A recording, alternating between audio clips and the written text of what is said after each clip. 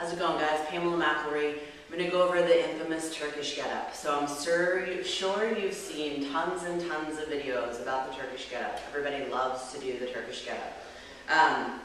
Today I'm just going to use a relatively lighter weight, walk you through the basics of the Turkish getup so you can start implementing it into your programs.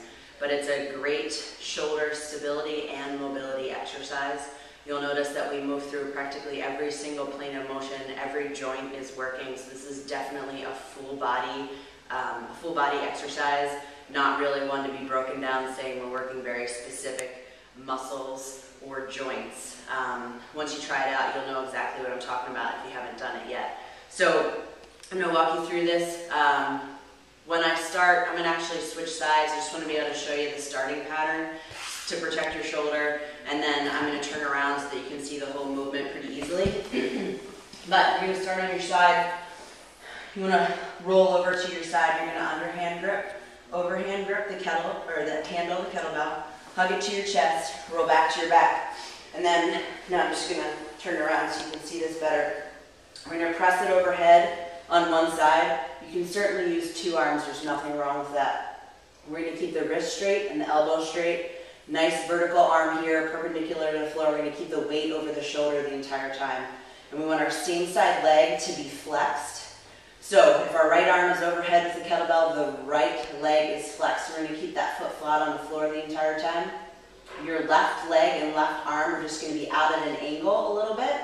You're going to drive through your right heel so that you can sit up onto your left elbow.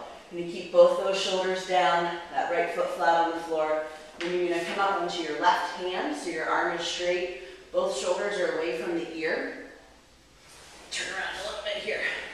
And then you're going to bridge with your hips. So you want to keep your weight in your right heel and your left hand. You're going to pick your hips up, retract that left leg back so that your knee is on the ground, somewhere between your heel and your hand, but a little bit closer to your hand. And then you're going to come to this kneeling lunge position. Don't be afraid here. You can move your feet around so you can get comfortable to stand. You can bring both feet together, keep that shoulder down. Notice the arms still perpendicular and vertical. You're going to step back and we're going to reverse the whole entire movement. So you want to step nice and wide to give yourself some space. Pivot on that knee and reach to the floor at the same time. You're going to bring the left leg through so you can sit on your glutes.